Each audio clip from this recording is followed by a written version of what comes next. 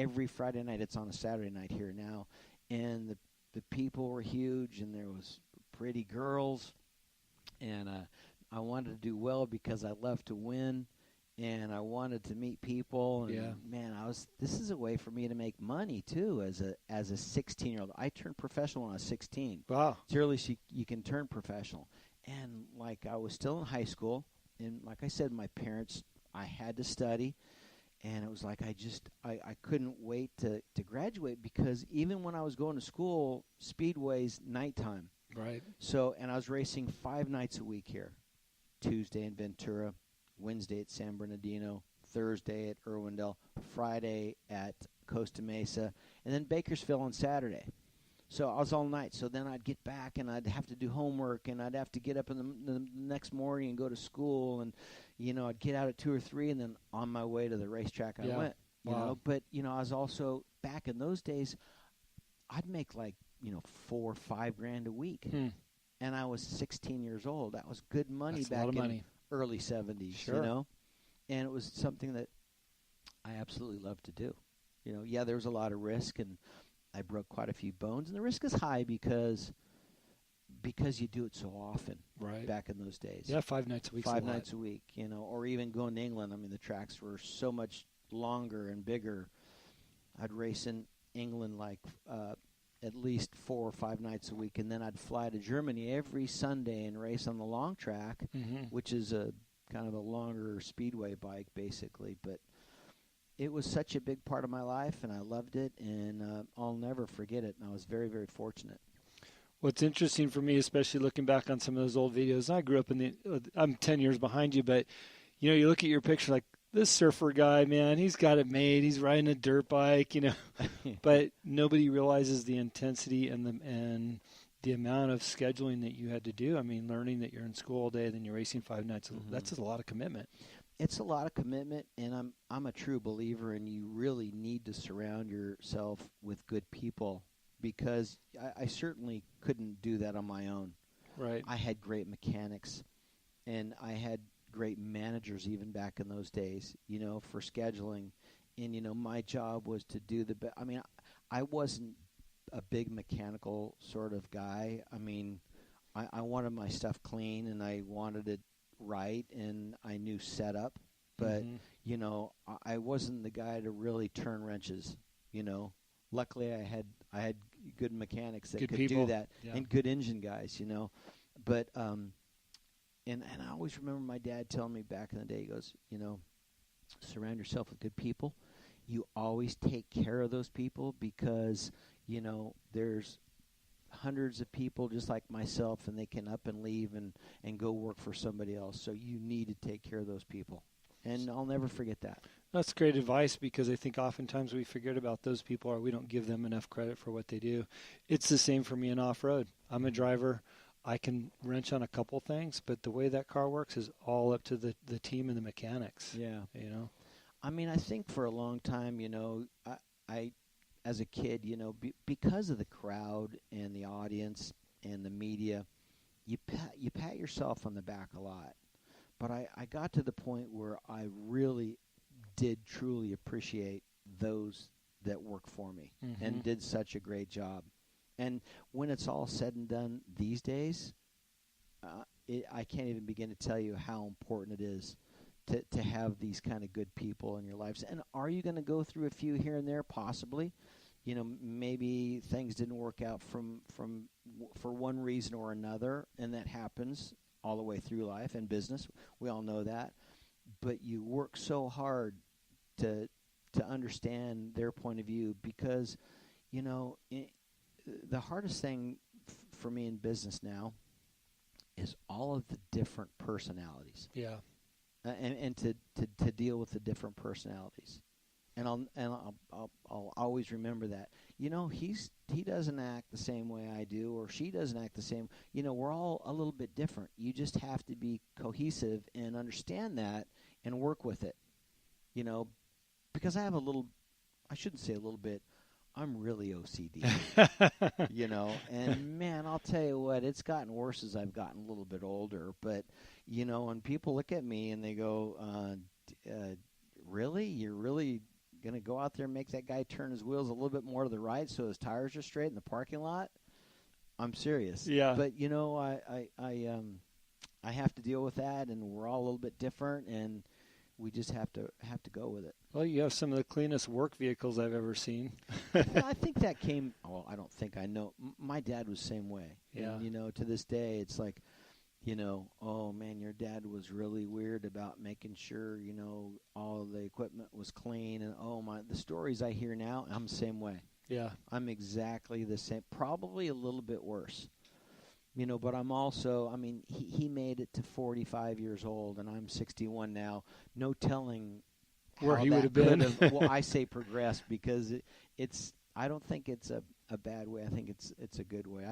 I want things clean and nice and well kept. Yeah, Taken sense of care pride. So I'm just thinking about you making the decision to go over to Europe and race bikes.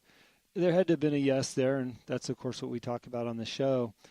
You know, in today's world, saying yes to going to Europe is not nearly as difficult as it was in the 70s, if you think about it. I mean, there's a lot more flights and ways and connectivity through the internet and everything. Mm-hmm. I mean, that was a whole different world for you to do that. What went through your mind when you decided to go race over in Europe? You know, I was so directed, and you're right, and the problems of, being in Europe, in some parts of Europe. I mean, I was racing in Poland back in the early mid-'70s. Mm-hmm. It was behind the Iron Curtain back in those days. And I went to Poland just 2 years ago to watch a Speedway race, and I can't begin to tell you how great Poland is nowadays. And it's like become so westernized, and it's good to see that, you know, there's money and that everybody's doing well. And, you know, when I went there, I mean, when we'd cross over the border, there was nothing but guns, and we were freaked out. And I was this blonde-haired kid from Newport Beach, you know, that loved to race motorcycles, and perhaps I didn't know enough as I know now about that. But it was a lot different back in those days, you know, going to Europe. England was great. I loved it. I have a lot of friends there, and that's really where we had to be. If you want to become champion, you need to be in Britain, mm-hmm. and you need to race the British League, and then, of course, venture out every weekend to Poland, Sweden, Denmark, Czechia, wherever it was, you know. And for me as a kid, I had it so well. I had it so well, and it, like I said, I made very, very good money, and man, I was chasing my dream. I just wanted to become world champion, you know. And I'd make these steps forward and have a few steps back with injury. And I just kept working hard. And, you know, my first individual world championship was at Wembley Stadium in 1981.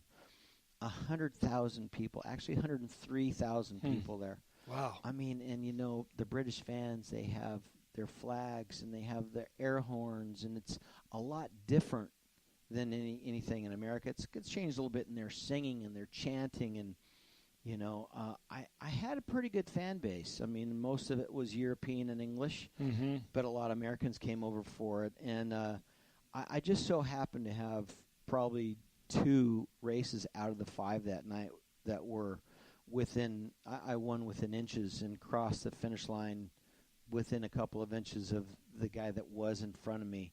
So. And it was just determination. I had to do this, and I kept working and working every lap, and I was behind a little bit, and I'd make a little bit of a mistake and then lift a little bit the front wheel, and you know you don't want to do that because you're scraping time, and so I get it back down, and you know on a circle oval, you know, there's not a lot of passing because it's usually the fastest way around the track is on the inside, unless there's a lot of dirt out there. And there wasn't a lot of dirt out on the outside that night, and I found it a couple of times, and I think I was the only one that night that was able to find it. And for me to cross the finish line, you know, the last time and know that, you know, I finally had accomplished my ultimate dream and goal, and I'm the only American in that race that night, and I'm holding this flag, and I get chills to this day. And I bet. This is back in 1981, man. Is you know, so it was like so unbelievable for me, and I I felt this really strong sense of gratification that, not only did I really want it for myself, because you have to. Mm-hmm. Anything in life, you've got to have heart, and it has to come from you. And, I'm so happy that, I think my parents were watching down, and, that they're proud of me that I was able to pull this off, but in anything we do, we have to have heart, and we have to push, and it has to come from within to be able to be successful. And I was able to do that. I'm always so impressed by somebody that holds a world ranking title or has excelled in sports to a degree of notoriety, because I have a little bit of a taste of what that feels like to get there from watching from afar. I've worked with a number of pro athletes, and it amazes me when somebody becomes a world champion. And I don't think people understand how far you have to dig to find that within yourself. Yeah, oftentimes. And it's such a low percentage. I mean, we can all be successful or pretty successful, and some aren't. But to become world champion, you are one of very, very few. And you think about it a little bit back in the days, and I did, and that's great. But nowadays, as I'm older, I'm so happy of the accomplishment of becoming world champion. And then, 1982, I wouldn't say I was the only reason. I was part of the reason they brought the world championship to the United States. Mm-hmm. It's the only time it's been there, and it hasn't been back. And it was at the LA Coliseum in 1982. So I won it in 81, and it came back to the States, and it was myself and two other Americans that night that had qualified. You have to go through a succession of qualifying rounds, too, to be able to get to that world championship. Just because I won it the year before didn't mean that I was in. You didn't have a shoe in. No. You have to go through qualifying rounds all over the world. And, so I went, and I had really good qualifying rounds, and I was one of the top qualifiers, and I actually went to the Coliseum, and I won it again in front of my hometown in Los Angeles, and mm-hmm. and I became when I won it in 81, I was the first American in 37 years to win it. Jack Milne, back in 1937, had won it. So how long has this sport been around? It's, I feel really naive right now. And I feel the same way. The early 1900s, right? I'm wow. not, but I mean, I know that Jack Milne won it in 1937. Wow. Yeah, there wasn't any video back then. There was a couple of black and white shots of it, but he was huge, and he actually became the promoter out here at Costa Mesa with Harry Oxley. Huh. And yeah, so and so it came back to the Coliseum, and when I won it for the second time and the only American to do that, yeah, it was so cool to me. And I'd been working on a little bit of a new career. I was looking at it. Actually, it wasn't a new career, because at that time I didn't think that I was going to step out of Speedway. I thought, okay, I want to become world champion again. But I'd been living in Europe for 5 years. I missed my family. I missed America. I missed California. I missed Balboa, where I grew up, And I'd always had this I love kids. I love kids, man. And I never had a problem signing autographs and giving them all the time in the world. And so that was the other thing, man. I wanted kids. Even though I was like 26, 27. Yeah, you were ready. I thought so. Yeah. I don't think I wasn't really quite then. But anyway, so I got this telephone call from my manager saying, hey, the people over from Chips, which is, the TV show, Eric Estrada, and back in those days. Yeah, okay, millennials listening right now, you're going to have to Google that. Chips was one of my favorite shows growing up, so. I'm really aging myself. Ponch and John, Yeah. Hey, they filmed it at the Newport Dunes one year. Did they really? Yeah, I was staying at the dunes over there in Newport Beach, and they filmed it in the back bay there. It was pretty cool. Yeah, I mean, most of our filming was, which is now not new anymore, but the 710 freeway down Long Beach. Right? Yeah. Yeah. But, so I got a phone call, and they said, hey, we'd like, Bruce to be a special guest on the show. Mm-hmm. I'm not an actor. I'm a racer. And that's okay, yeah.